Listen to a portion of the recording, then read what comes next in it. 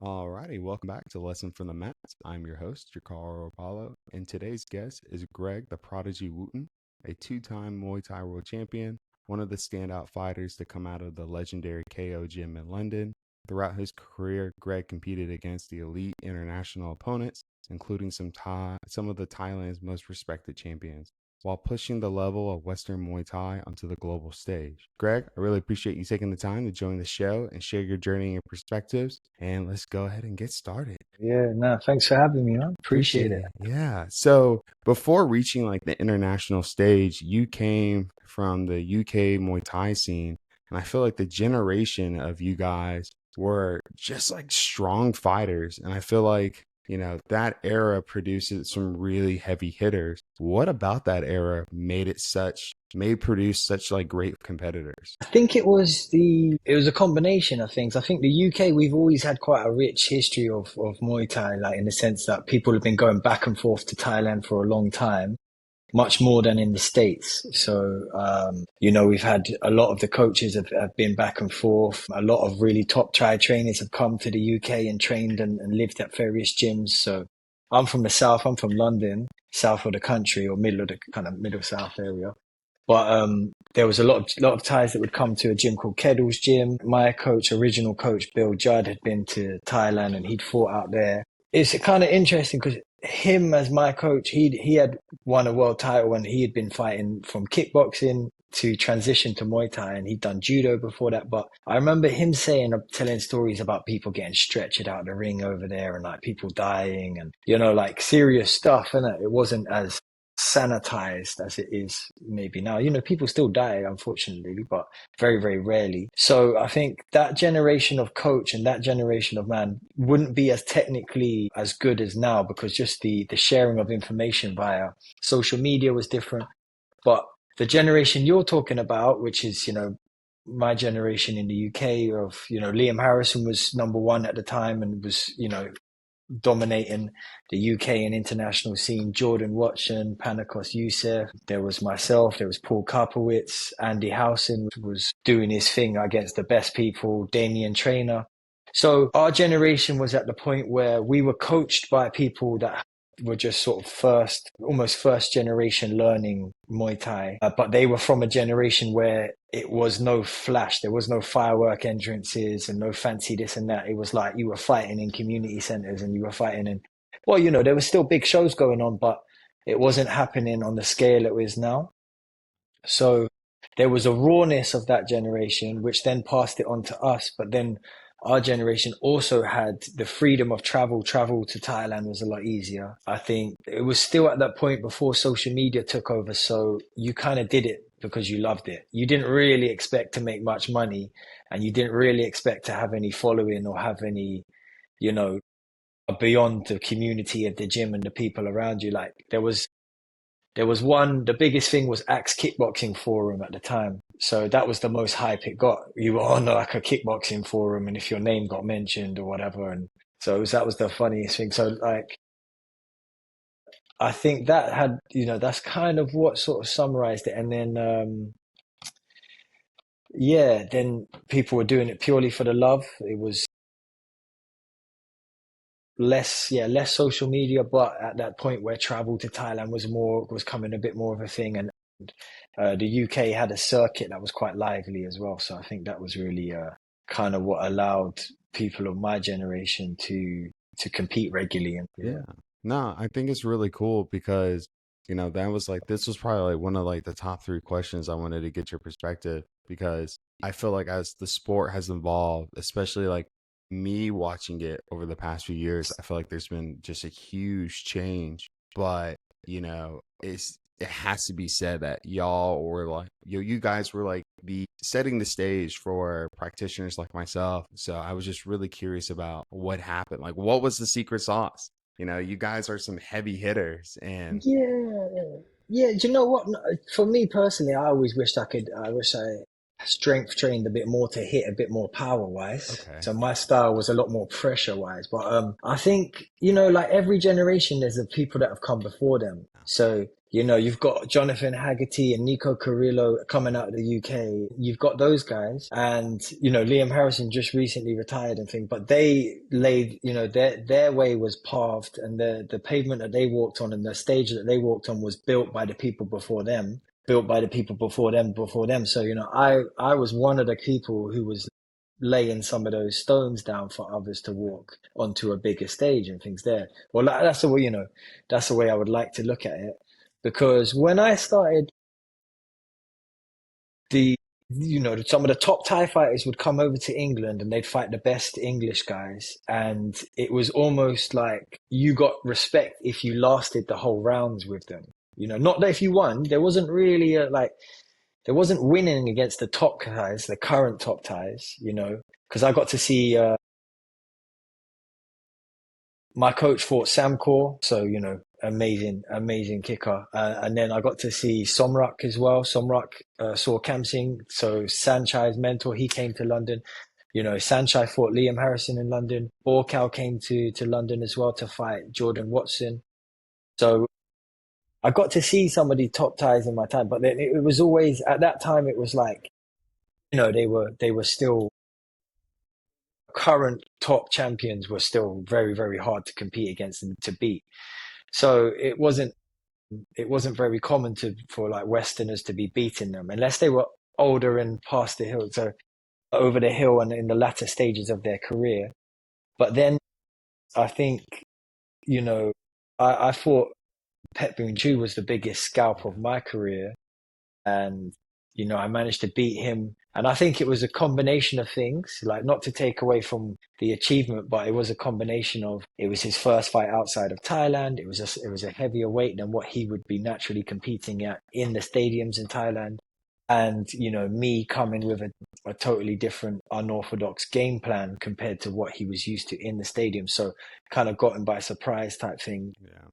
But anyway, that was you know, the biggest scalp of my career. I also fought Pacorn, which is another, you know, legend. But I didn't beat him. He was too skillful, man. But I think, yeah, that's kind of how it works. It kind of like, you know, we're slowly playing catch up with the elite guys, you know, the foreigners. And now I think we're at a point of, you know, one championship and small gloves being essentially a different sport, Yeah. and, you know, a 3 round format and different effectiveness of technique. So now I think this potentially, like, there's an argument that it gives the foreigners an advantage because we can now rely on power. Power has more effect over skill, whereas perhaps with the bigger gloves and the 5 round format, we would need to fight skill v skill, fire v fire versus coming with a different tactic, you know. So I think I just had a small part to play in that, and or I'd like to think that anyway. Yeah, and then the only other thing I would say as well before I stop talking is I've got a degree in sports science. So Okay. when I was training, when I was young, I was also studying with sports science. I was trying to think about ways to apply that into my training, which was perhaps non-traditional Thai style training, you know, more interval types for work, you know, different principles of developing speed or developing um, strength, and different sort of ways of periodizing the training rather than just double 2 sessions a day, 3 hours each kind of thing. So that helped me to train slightly differently or approach it with a slightly different attitude. No, that makes sense. I guess so. I kind of want to piggy off of that statement, a few of the statements. So I'm going to ask two hypothetical questions then. And the first one would be, let's say we, as a blessing, one championship has brought. Let's say that style didn't really come about, and we were still doing more of the heavy five round fights using, you know, the actual boxing gloves, 10 or 12 ounces versus the 4 to 6 ounce gloves. What would it take for Westerners to fully be on par with these ties? Or could we? I think we've been seeing that get closer to Yeah. that. You know, there's fighters like Onion Topic, you know, Serbian American Yeah. who's been living out there. He's retired now, but he was really going for the stadium titles. I think the clearest example for me was Damian Alamos, Yep. the Frenchman. Yeah, you know, one of the best if arguably one of the best non-Thais sort of Farangs of all time. So Damien was training from a young age with his uncle, but also was going to Thailand quite regularly and then moved out there.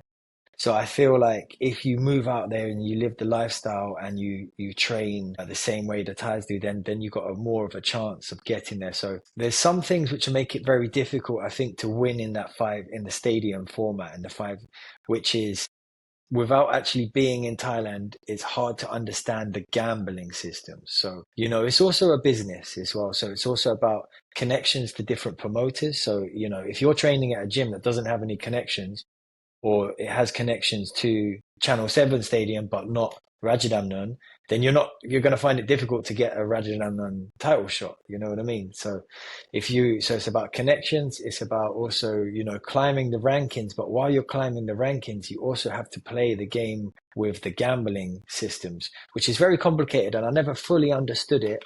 And I'd say that would make a really good episode if you could get Onion Topic on the podcast, because I've been to a couple of his seminars and he's got a lot of knowledge and experience about first-hand experience about winning fights in the gamblers way and their style and things. Jalil Barnes as well. Jalil's like really, really, I hope he gets a title shot and keeps going up there, because he's also doing it the stadium way and is in love with the traditional Muay Thai as opposed to the one championship format. So I think we're getting closer. In summary, we're getting closer to foreigners being up there and able to compete, but I feel like you kind of have to live there to fully understand. And then also the second reason why you kind of have to live there to embrace the culture and understand it fully with gambling systems and promoters and contacts and all of that is also it's very difficult to replicate or be able to live the same lifestyle in somewhere else. America's expensive, man. We got health insurance. We got, depending where you live, there's pretty high taxes. So the cost of living is different. So if you're starting out your career, unless you come from a trust fund or something like that, it's going to be very difficult to fund your lifestyle to train as much as you need to. Because if you're, I've seen it in London and in different places. It's like if you move to a new city and you have to work, unless you have a good career already, maybe in like finance or something, but even then that's a lot of hours. If you're working a low wage job to pay your rent, all of that is taking away energy from training and fighting and stuff. So yeah, I think moving to Thailand and living there is the way to win in the traditional format. I think you can do it, but I think that would be the easiest route, I think.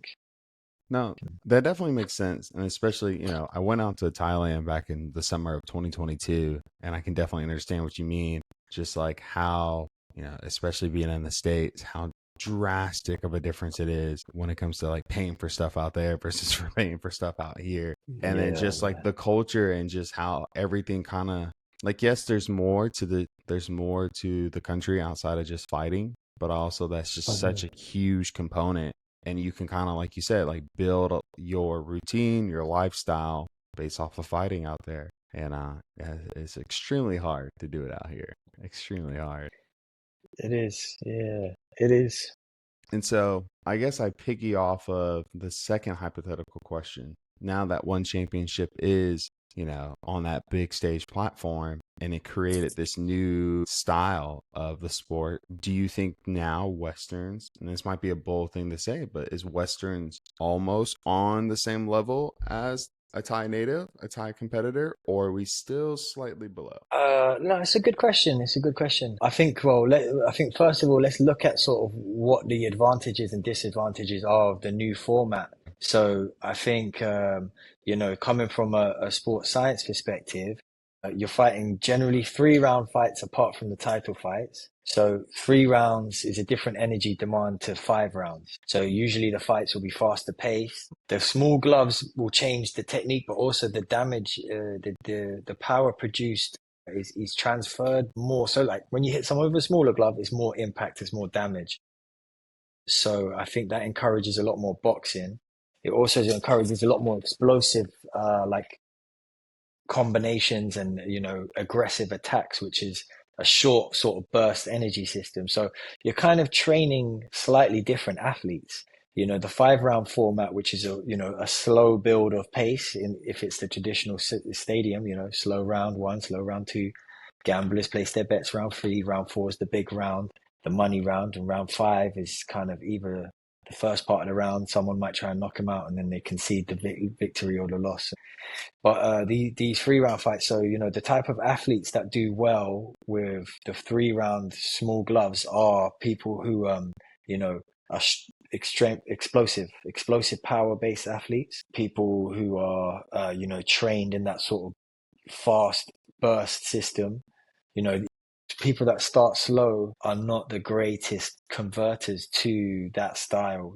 Maybe like a classic example is a Muay Thai fighter converting into MMA. It's kickboxers do better conversions, Adesanya and Alex Ferreira and stuff like that. They do a better conversion because they have a lot more hand skill, a lot more boxing focus.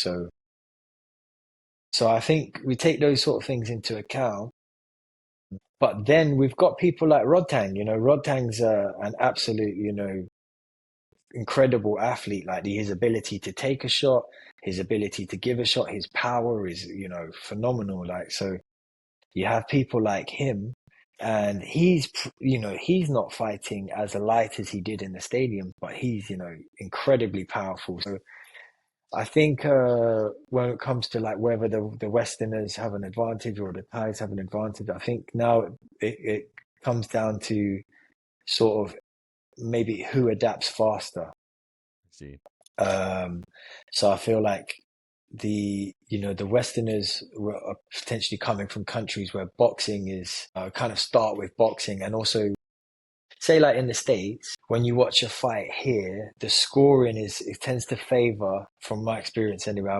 You can maybe very weigh in on this one, but I feel like the scoring favors the aggressive, move forward fighters with more boxing. So people that do that tend to be more hand heavy. And also the way that the systems here and the UK is you don't start fighting with elbows straight away. Oh, Whereas in Thailand, there is no building up to using elbows. It's like you're fighting full rules. So because when you can't use elbows, you have to use your hands more. So people then get more practice with hands and thing there. So that's why foreigners, we tend to favor stereotyping massively, but foreigners tend to favor a bit more boxing heavy focused styles than. So I feel like it's definitely maybe put the ball into it's leveled the playing fields for Westerners fighting Thais, particularly Thais that are transitioning from 5 round stadium formats. But I feel like also it won't take long because there's so much money in the one championship. Everyone wants to be there, so everyone's going to develop those aggressive boxing styles. And then, within Thai culture and the Thai gym culture, people train so hard that I'm sure they'll be creating, the next generation of Thai fighters will be very incredibly heavy handed. And so, yeah, I feel like the playing field is leveled a bit more now. so I want to like add one more follow up to this, and it's a topic that I was talking about with a few different people on the podcast, and it can kind of just be a simple answer from our previous question. And so we talk about stereotypes, right? And from when it comes to Western fighters, Western practitioners, we're so boxing heavy, especially, in the United States with the boxing back in the day, as well as like the American kickboxing type of style. We were kind of like just prone to throwing more heavy hands. And so I guess my question would be, do you ever think foreigners could ever be on, what would it take for the clinching to evolve? I guess that's my biggest question. Because like stereotypes, we're heavy boxers, but we also lack desperately on the clinch. So What would it take for foreigners to get as good in the clinch? yeah. So like, Yeah. do you ever think, and this now I'm like processing this question, this might just be an open discussion a little more than a question, but Yeah. Yeah. do you ever think like we have a fighting shot unless like if you don't go to Thailand? Because I feel like that there's so much lack of it Yeah. here. Go ahead. Yes, yeah. No, I don't think currently the way that the things are set up, like because so I'm gonna put my opinion on the clinch. I feel like if I've got my knowledge correct, I think the clinch became incredibly popular in Thailand because the gamblers were able to have a lot more influence in the fights. So, like, if you check out, there's some really good interviews with Samart Karun. Okay. Samart has some really good interviews saying how the gamblers are ruining the sport because, I've listened to a couple of interviews of him and he said part of the reason he sort of fell out of love with Muay Thai sometimes is the gamblers because they were very annoyed at him for partying too much and losing some fights and losing them a lot of money. And then, there's a really good documentary on YouTube, I think called Kud Lumpini, and it features Sanchai. He's fighting Pet Boon Chu, but they are talking about this. And I think this is one of the last fights in the old Lumpini Stadium before it went into the new Lumpini. So I can't remember exactly what year that was, but I'd say probably like 2014, 15, something like that, maybe, Okay. maybe a bit later.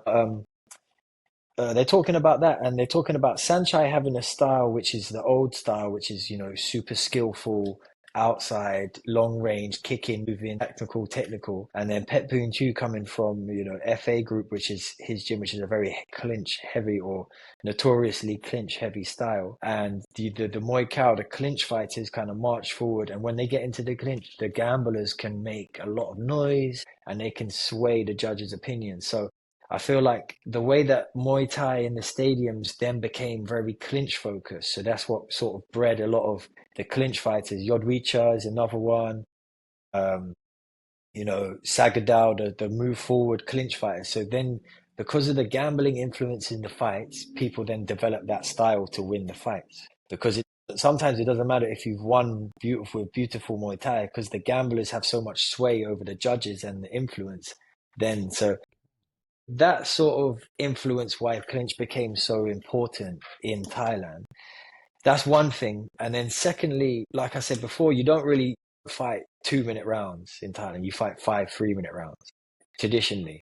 So you've got 15 minutes in there and the referees will let the clinch continue. Whereas if you're having your first fight here and you spend the first minute and a half of a 2 minute round in the clinch, Yeah. and the clinch can sometimes be a bit messy for beginners. There's sometimes thing there.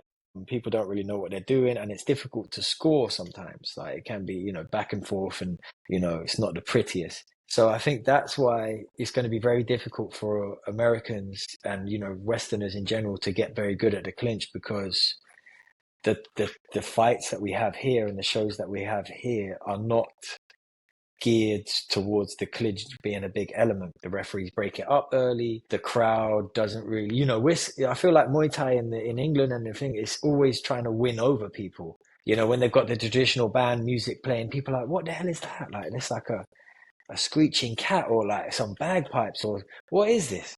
So we're trying to win them over with that. We come in and there's, when there's a traditional round Muay crew and it takes ages, they're like, what's going on here? They don't understand. They don't understand the rituals and the thing there. And, fair enough, it's something they've never seen before. And I feel like Western culture, when you see rituals going on, which you don't understand, it kind of, isolates it. When someone's bowing in here and, the Y crew, I don't fully understand the Y crew, but, I can appreciate its beauty. But, some of the movements they're doing are paying homage to, Hanuman, the gods and the, different things and the different styles. So, there's so much intricacies with it that it doesn't transfer to the world stage. And I think the clinch is definitely one of them. So if we were to become a very good clinching nation, we'd need to change the way, all of the governing bodies here, which is so many. Every time I go with fight, every time I take a fighter to a different governing body, there's different rules which I've never heard of before. Like you can't teep the fire, you can't do this, or Yeah. I don't know, man. I end up sort of becoming confused as to what actually, and all of the governing bodies here seem to be saying that they're trying to make it. And they've been making great progress because the sport is growing massively, but it's not the same as it is traditionally. But that's okay. That's hard. Yeah. So I did not know that about the clinch. I did not. So that was just like a history lesson just dropped. Yeah. And so the first Because go ahead. a lot of people were criticizing, just to finish up on that point. So a lot of people were criticizing that strength was becoming a focus of the fighters. So people were like, a lot of the Thais and the gamblers and the thing there were becoming quite critical of, like we are now about how with one championships changing the game and it becoming about power rather than skill. People were saying that about the clinch. Mm. changing it. And but yeah, yeah, Interesting. check it out, man. There's some good interviews and resources on there. Yeah. No, I'm gonna have to check. Like I said, this is my first time ever hearing about, just hearing about that. Like I always just Mm. like I grew up like hearing like the biggest like downfall is the clinch. The clinch is like, a huge component of Muay Thai, which is like evidence to Mhm. show, but I guess I never thought about why. I just always thought it was just like part of it. So that Yeah, is it always is. It always has been part part of of it. it. But the scoring and the gambling influence element, that's something. There's one person that I really recommend if you can get him on the podcast, it would be amazing. Yeah, he knows the most, or he's the best communicator of the most knowledge of Muay Thai I personally know. He's like the encyclopedia I look to, Yeah. and that's Rob Cox. He's a British guy called Rob Cox. Okay. When I lived in Thailand back in 2009, I stayed at his gym, which is called Kiat Pontip, Okay. which is just outside of Bangkok. But Rob has been living there, I don't even know, probably 30 or 40 years or something. And so him and his wife, Miss Tar, they own Kiat Pontip. There's also Kiat Pontip in England, and that's owned by his wife's brother, John Pop, who is a really amazing fighter and an incredible coach. And he has guys on one championship. But Rob now is the matchmaker for one championship. No But way. Okay. he is a historian, man, because he's like he knows a lot. Like he loves it, and has been. He used to be a ring photographer, Okay. so he was at the big fights for years. Rajadamno and Lumpini like several times a week.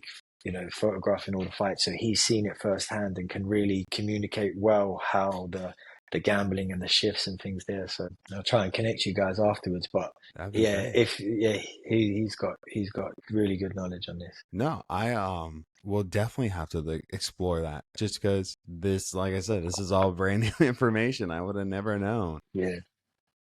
So I want to piggyback and I want to talk a little bit more about, the first few minutes we are talking about like early career and development. And looking back at your early years of training and competing, when did you realize you could compete at like the elite international level? Like what was that moment? I'm not sure. To be honest with you, Jakar, like I never really planned on fighting, to be honest, mate. Wow. It Okay. wasn't a part of it wasn't like this is my dream. I want to do this from day one. It wasn't really like that, man. It Okay. was I played football, so like soccer, what you call Yeah. soccer in America, but I played football until I was about 13, 14. And I stopped doing that, and I was really inspired by one of my classmates.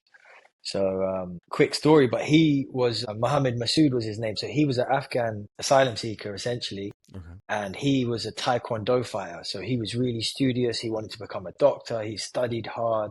He was very disciplined. And I saw some guys try and mess with him, and he could defend himself very well. He was a very good Taekwondo fighter, not a point scorer. He was a good fighter. Like, Right on. so I was really inspired by him to take up martial arts. And then I started doing Muay Thai. I tried a bit of boxing, tried a bit of Taekwondo, did a bit of Muay Thai.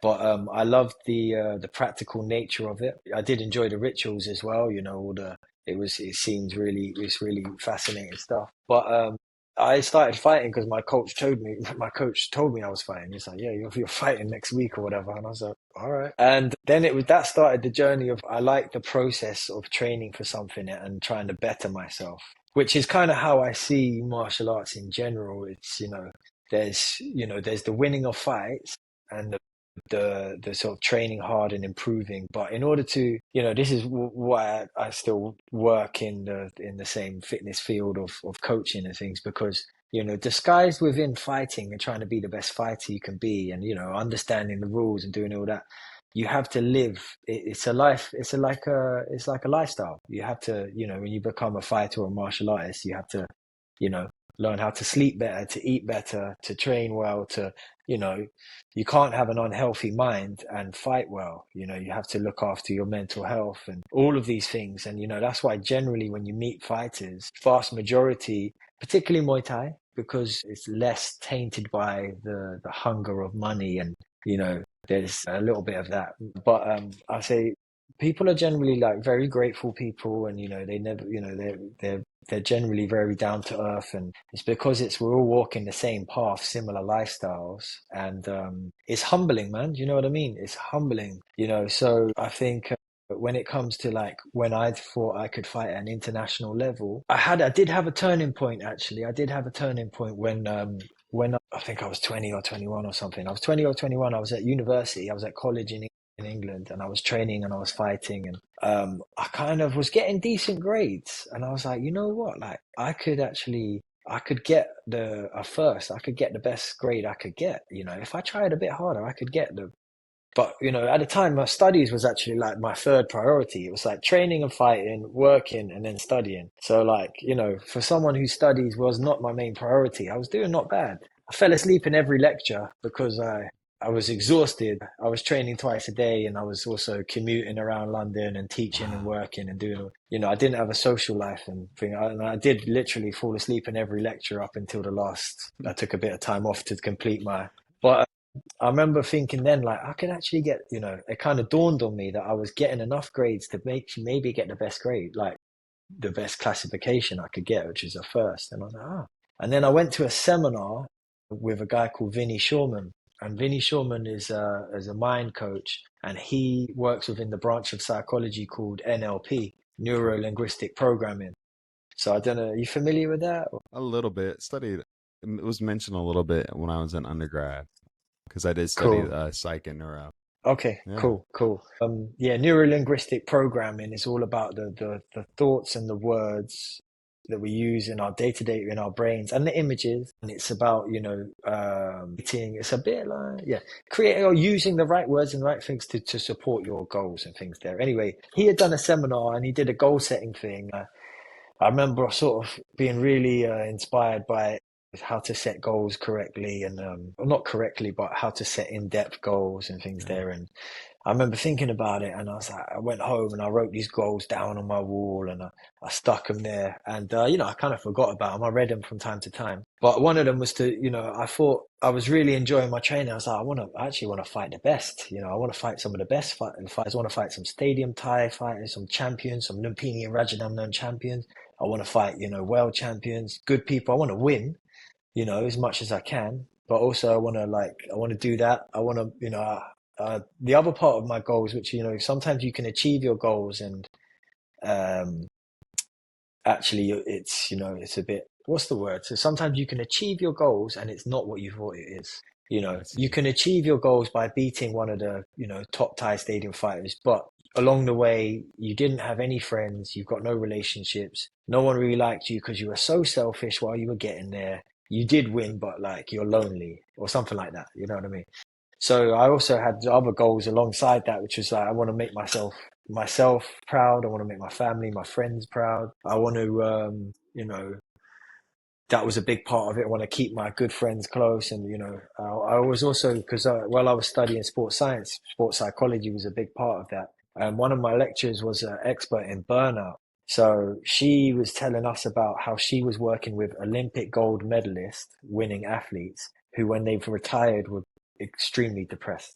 And I was like, what? So even if you achieve what you set out to achieve, you're still going to get depressed. And I was like, how is that? Like, how do you achieve your goals and get depressed? Anyway, I started thinking about that and I was very aware of that from the get-go. So even before I went really, you know, fully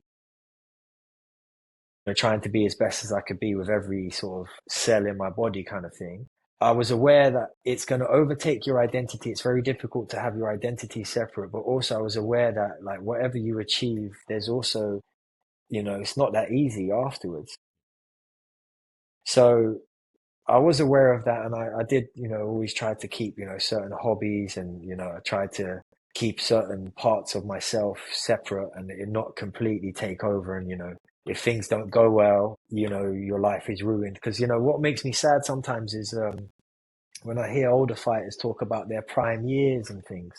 And I know we have our physical prime, sometimes it makes me sad because, you know, when you're an athlete and you retire at 30 or 40 or 25, I stopped fighting at 25, which is really, you know, just when I was coming into my physical prime, I would say. But You don't want to look back at that when you're 50 or, 60 and think those are your prime years because, that's only a very small portion of your life.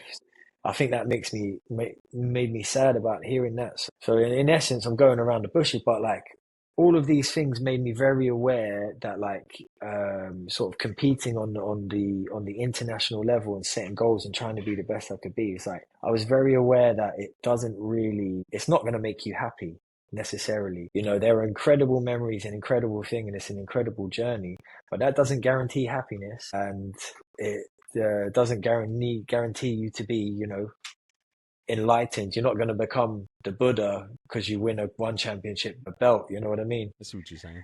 Yeah. So, but to summarize on that question, it was like, yeah, I think when I was at university and I went on this seminar and I started to realize, I could actually get my best grade I could at university. And then I looked at my Muay Thai career and I'm like, I could actually I could actually be, get quite good. Later that year, I actually got a world title shot. It wasn't planned and it wasn't like I actually deserved it, in all thing, but I was fighting on a show and the main event, there was a British fighter called Kieran Kedal. Oh, He was fighting a Thai fighter, an experienced older Thai fighter who was living in England at the time called Pratchett Sorthanakul, over 270 odd 275 fights or something like that. Anyway, Kieran got sick and he got a virus, so they offered me the shot and I stepped up in weight class, or we kind of met in the middle and I managed to win it. I got knocked down in the second round. Quite funny actually. I got knocked down in the second round with a big left hook and I don't remember any of the rest of the fight, but I managed to win. okay. All I remember is going back to the corner and saying to my coach, I was like, all right, what round is it? And he'd be like, it's round two. And I'd go, okay. Or round three or whatever it was. And then I'd go 2 minutes later, I'd go, you tell me what to do. And I'd say, all right, I'm going to do whatever the instruction were. And then I'd say, what round is it again? But it turned out That's that wild. Pratchett used to be a pro boxer as well. He also had about 15 pro boxing fights. I didn't know that at the time. Yeah, got caught But with it. Yeah, explain like why I got everyone. dropped. Yeah. Yeah. When I hear that answer, it made me start to think about a few things. One, doing this podcast, I didn't realize that's such a common thing I've heard so far with everyone almost. Like fighting wasn't the main driving component of doing martial arts, or like why they wanted to start martial arts just in general, which is like it's really cool to hear, because I think sometimes, as I'll say it, as a fan, that we see you guys on this like on these huge stages, get these huge victories, and you're like, oh, well, they just like always wanted to be like a world champion, or you just associate that image, and then to hear the backstory of like, well, I actually was doing this, I was doing this, and then fighting just came about. So I think it's kind of ironic how like common that answer is. Yeah. So I think it's interesting that you say that because, with the level of with the bigger the stage, the further away the person seems, you know what I mean? The more, the bigger the person seems. But we're all just humans. Also, I would like to say, I never fought on stages these big. That would have been super. I would have loved the opportunity to have fought in, on stages that big and to become that well known because, off the back of that, it helps with a lot of things.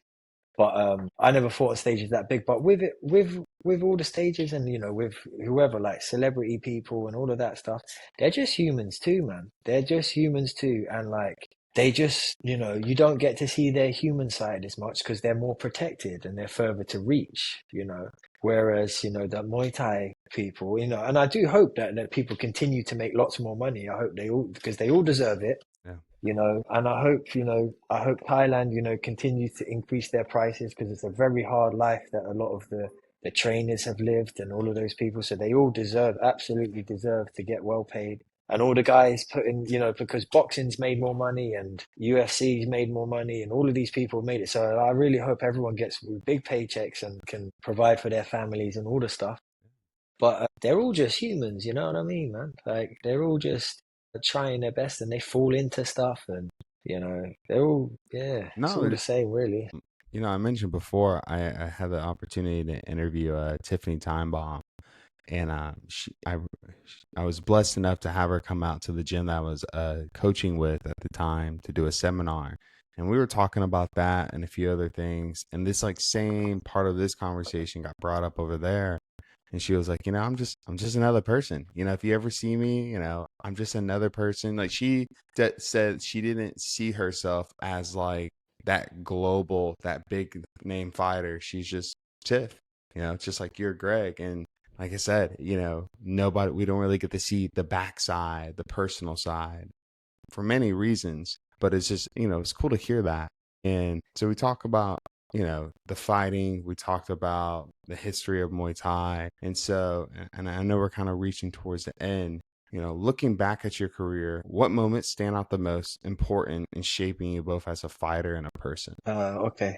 Sorry, yeah, I When definitely I hit you look with a back, big no, one. that's okay. That's okay. It's a good question. Yeah. What moments stand out the most that influenced me as a fighter, as a person? Or was Yeah, that? like, so what moments stand out as the most important in shaping you both as a fighter and a person and as a person? Yeah. I would say there's a couple. There's a couple. I'd say there's, when your alarm clock goes off in the morning, yeah, and you're nobody, you're like, you're not the main event, or, you're nobody, I think there's quite a lot of quotes around this, but it's like, it's what you do when no one is watching. It's what you do when no one is watching. So when you're nobody, and, I feel like when I look back, I'm quite proud of my career because I have no regrets. It didn't work out as well as I would have liked because I had a fight scheduled with Liam Harrison, but he got injured the day before, or he had some issues the day before. I had a fight scheduled with Sanchai, and I bruised my rib and I couldn't get out of bed like 8 days before, something like that. So that would have been dope because, I could have fought the UK's number one at the time and then the best fighter of this generation. So I would have loved that. But I don't have any regrets because I trained as hard as I possibly could and with all of the knowledge I had at the time. So now looking back in hindsight, there's things I would have done differently. I would have trained differently and I would have done different life decisions. I used to live very far away from the gym, so it was a big commute each time. And, there's things I would have done to make my life easier, which probably would have got me more results, better results. But I don't regret anything because, I didn't know it at the time and I was doing the best with what I had. But I think when it comes to what has the biggest influence on me as a person was doing the hard stuff, man, was like waking up on 5 hours sleep, being exhausted, absolutely exhausted, getting up and like going there, dragging myself around and training like a lion, training like a lion, even though, I wear this Whoop band now, yeah, and it gives you it's like a sleep tracker and it gives Yeah. you a percentage out. I was probably like 10% recovered. Like I probably was like 10%. I was probably in the reds.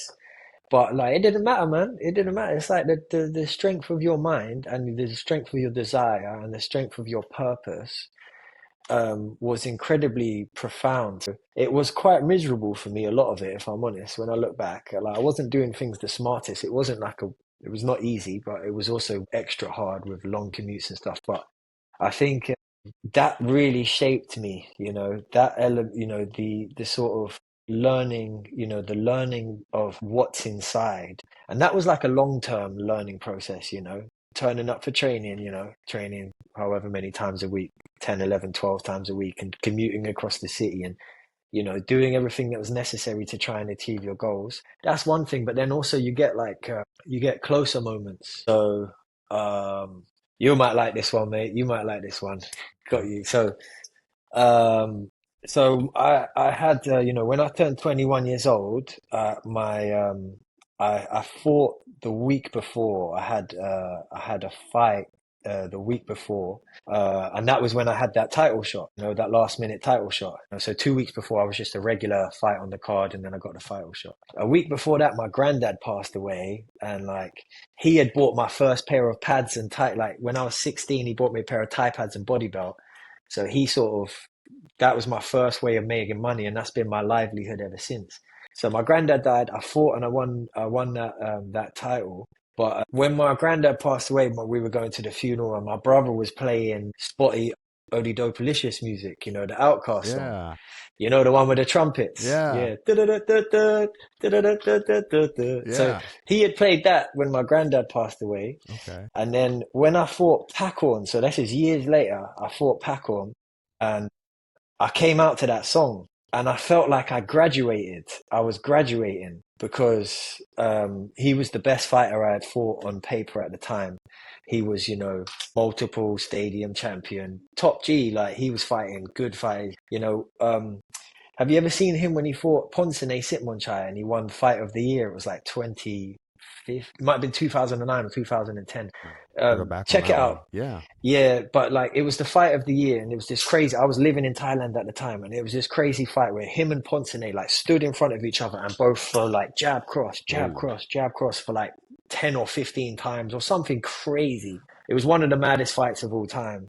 But I was there in Thailand, so I got to fight this guy. You know, when I was in Thailand, I was nothing, I was no one, and I got to share the ring with him. So I came out to that spotty Odie Dopalicious music, yeah, which is the same music my brother had played when my granddad yeah. was getting cremated and things. So I felt like that moment there was like a graduation for me. You know, you know, I didn't get to wear the hat or wear the robe, but like, you know, I was going out to fight one of Thailand's best fighters, and I was born and bred in England. You know what I mean? What a privilege that was. Yeah.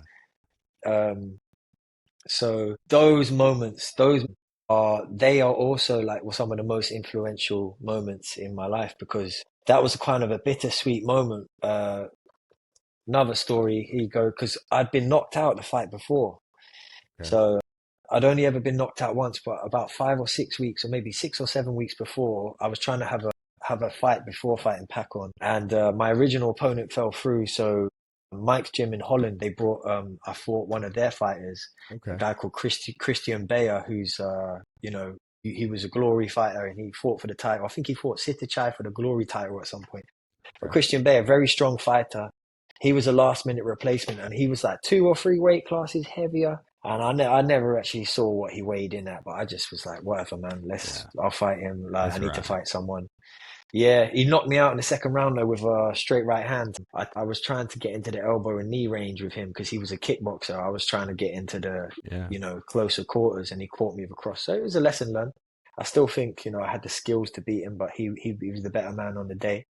So anyway, I was trying to fight Pacorn and I was behind the curtains, terrified, mate, because when you get knocked out, it's like the computer screen just goes blank for no reason. You know, computers don't really do that anymore, but when they weren't as good, you know, they just shut off, you know what I mean? It just shuts off. Yeah. You're in a storm and the power cuts out. You're Yeah. like that then, you know, or your power cuts out for no reason. So anyway, I was terrified it was going to happen again and I was a bit gun shy and things like that. But those are like you know, doing those sorts of things, those moments there, like doing something really hard when you're really scared in front of a big audience of people against the best person you've ever fought. You learn something about yourself, innit? You learn something. And those are sort of the most influential moments. So, you know, I feel like when I carry on with my life, you know, I feel like I'm very well equipped now Yeah. to be able to be like, this is hard and this is sad or this is tough or this is really difficult. You know, I kind of know that deep down inside, there's the same spirit there that I can dip into to help me, whatever this may be, you know, sickness of a loved one or sadness or who Yeah. knows what that life is will throw at us in the future. So those That's are the for moments sure. which influence us really. You know, one, I want to say I appreciate that because um, I appreciate you sharing that information and sharing that story. And I guess I'm gonna follow up with two more, and that'll be it for today's podcast.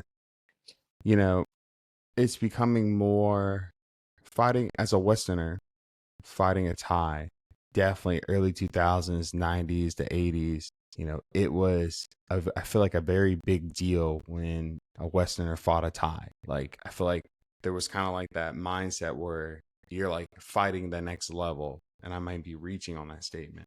But if that statement's true, do you feel like that statement is true? I'll start there. Yeah, no, definitely. No, it was, man. It was like, because you're testing yourself against the best. The Of best. course, for sure, man. Say if you're playing soccer and you're playing Brazil, you know, Mm, same thing. If you're, you know, what's another one? Like, if you're a baseball team or basketball team and you get America in the Olympics, yeah. you know, then, you know, if you're a rugby team and you're playing the All Blacks, yeah, for Yeah. sure, man. It's like they're the best team, they're the best nation of that sport, That sport. and it's their sport, and it's like, yeah, for sure, it's like it's a big honor, and it's So when you had that opportunity mentally, did you approach that mentally a little bit different?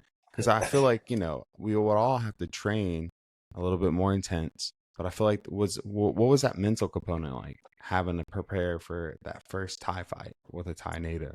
Yeah, um, you know what? It wasn't really, it wasn't too much against the first Thai person. I feel like my career was quite very carefully or quite well match made by my coach. Okay. So like he was doing a very good job and he was a good matchmaker. Every fight was a little step up and sometimes a bit bigger step up, but every fight was like this. It wasn't like I was like here and then doom, do do do do. Yeah. It was like every fight was this. So every fight was a little bit terrifying, if I'm honest. Okay. But every fight was like, geez, I'm fighting someone he's had 5 fights and I've had two. Like, ooh, you know what I mean? That's a little bit thing. Then the next fight was like, geez, this is a little Southern area title fight. And this guy, I've seen him knock out, I watched the DVD of him knocking out one guy. So every fight was a little bit like that. So that was very clever on his behalf because it developed. Whereas I feel like sometimes if people, it doesn't happen often in Muay Thai, but if people get, fairly padded records, they fight on the national circuit and then all of a sudden, no, they fight on the national circuit and then boom, they fight on an elite level. That's a shock. That's a big jump. Whereas when you're slowly, like when you're always doing this, by the time you get here, you've already climbed the mountain or, up to get there. So you're not surprised that the air is thin at the top, you know what I mean? Yeah. Whereas if you get the ski lift up there, all of a sudden you're like, oh, the air is different up here, isn't it? So my career was a bit like that. And then, so, there were quite a few psychological battles for me. Like one of them was training to fight Liam Harrison because he was number one in the UK when I started the sport and he was still number one. And I'd slowly worked my way up the rankings to deserve a shot against him. So that was a psychological battle to deserve that. But then also this person who I had looked up to was now a contemporary and a rival and an opponent. And then also Liam was, how do I put this politely? He didn't really regard me as a valid opponent, you know. He thought he was going to beat me quite easily, so was come a little bit disrespectful in our promotionals up going before that, and he had every right to as well. He'd been number one for a long time, you know what I mean? So he's going to defend that, and he's a fighter, and that's his right to say that. But me, my right was like I've deserved this shot, and I've worked my way up here, so let's get in the ring and take it credible. So that was a difficult battle mentally because I'd started off as someone, but also that's okay. And then the other thing was, fighting some stadium titles and, training to fight Sanchai. That was a very interesting fight as well. Yeah. Training to fight, sort of the top G of this generation. So I actually read a book that really helped me with preparation for that mindset wise, which was David and Goliath by Malcolm Gladwell. So you ever heard of Malcolm Gladwell? Heard of them. Yeah, that was a really good book though, because it goes on to the reference of the David versus Goliath, the Yeah. young boy with the slingshot on the stone versus the giant.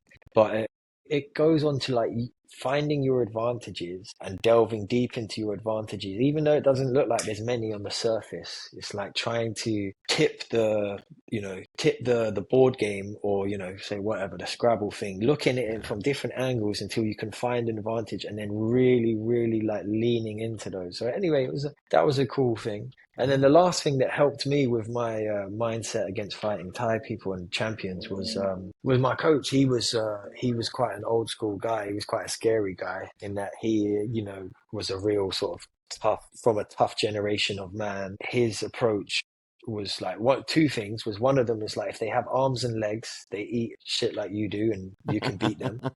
Doesn't matter who they are, they're humans as well. You know what I Yeah. mean? So that was one. And then the second thing was he always had a very good attitude for fighting Thais. So his whole philosophy of that was not to try and beat the Thais at their own game. So, I mostly trained in London. I lived in Thailand for 7 months when I was 19, but I mostly always trained in London. And I did not train in the classic sort of stadium style of fighting. I developed a style which was slightly different. I changed stances. I used different angles, and Yeah.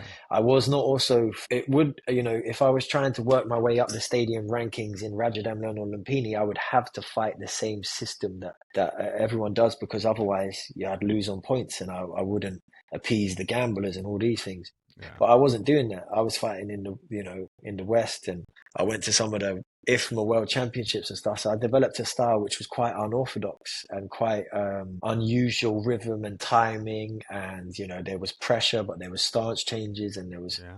so it wasn't your classic style. So that was became an advantage to me. And that's, you know, when I talk about the Pet Boone Chew fight and it being his first fight outside of Thailand, you know, that's quite significant because then we're on a different, you know, different terrain, maybe, you know, like he's used to fighting on, or he's used to playing football on grass and we're playing on tarmac now. Yeah. So it's like, whatever it is, you know.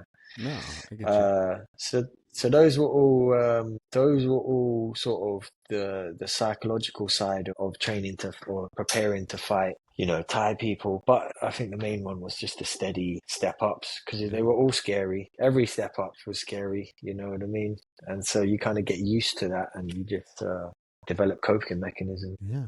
Well, my last question, and it's kind of gonna piggy off of the one I asked before, but it's kind of like this podcast's signature one, and it goes by this: what is the greatest lesson that Matt has taught you about life? Yeah, the greatest lesson. I don't want to. Do you know the definition of the word serendipity?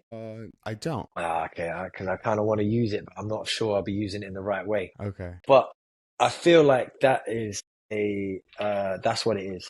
It's when you're looking for gold, it's like, you know, and you're traveling looking for the end of the rainbow. It's not the world titles. It's not the world titles, which was the greatest lesson. It wasn't winning the fights, which was the greatest lesson, you know. You know, it sounds cliched here. It wasn't any of that. It was like the lessons I learned on the way and the people around me. I couldn't have done it without them. Couldn't have done it without my team and, you know, Richmond, Abdul, Leon, Mark, David, you know, all of these, Bill, all of these people who influenced me so much, and I learned so much from each of these people Yeah. that allowed me to try and achieve something. So it's like all of those lessons that you learn on the journey, on the way to trying to achieve something.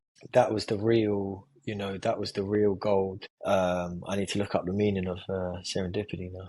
I'll Yeah, look it up but while we're that going. was the real gold. Yeah, man. Yeah. It was like trying to, you know, trying to win fights and stuff was great, and that's what I was focused on. But it's like, you know, the lessons you learn along the way which help you get there. That's the real. By the time you get there, you're already rich. You know what I mean? Yeah. And I was talking about this with someone recently, and if I hadn't have achieved any, you know, world title or fighting, you know, winning against Pet Boone Chew or whatever my Yeah. best achievements were, how would I feel? Would I feel different? Because I feel like Ooh. it's almost the same thing as getting a master's degree or a PhD. Do you know what I mean? It's like Yeah. you've gotten all the way there, but you got sick before, or you didn't, or you failed the test, or like maybe you didn't fail the test, but you just didn't take the test. So it's like you've actually got all the knowledge within you. The same knowledge and the same lessons are still there, but you never got to go to the graduation and wear the cap and get the picture and get Yeah. the title. You never got to get the title of doctor, you know, or whatever, you know, master of the doctorate. Yeah. But I feel like, you know, even though there's a lot of fighters who might not have world titles, but they have the same amount of knowledge and wisdom now. I don't know if they feel the same, but yeah. So kind of like I guess more appreciating the journey than like like the titles and the achievements are like bonuses if I'm speaking very forward. And that Yeah. journey getting to that point was that's the true goal. Is that Yeah, man. Yeah. okay? Definitely. Like, you know, it's like trying to climb a mountain, isn't it? It's like, you Yeah. know, you climb a mountain and you take a picture at the top, you know, with a little flag or whatever it is. Yeah. But actually, in order to get up there, you've had to work as a team with the people around you. You've had to learn how to think. You've had to train for it. You've had to learn and study the mountain and study the weather and study the thing. And Yeah. you've had to learn the paths and learn which equipment. You've had to get better equipment and you've had to like all of these skill sets. So now you're at the top of the mountain, but now you can go and do it again at another mountain. You know what I mean? It's Yeah. like you have all of these, or you're so well equipped now that you can, you know, take that knowledge that you've learned in order to try climb this mountain to do other things. So I think saying that trying to do other things is quite difficult. Outside, you have the recipe for one really good meal, I suppose. That's what it is. Yeah. Yeah. I got, You got to, well, yeah. I appreciate you joining the show. It's been a lot of knowledge, a lot of good inside information that, you know, you just don't really get to hear about on a day-to-day basis. And so, once again, I appreciate you joining. For anyone listening, you can check out the next episode and you can check on Lesson from the Mat on Instagram to find out when this episode is going to be released. Greg, thank you so much. And I'll talk to you soon, my Thank friend. you. Yeah. Nice one. Thank you. Bye bye.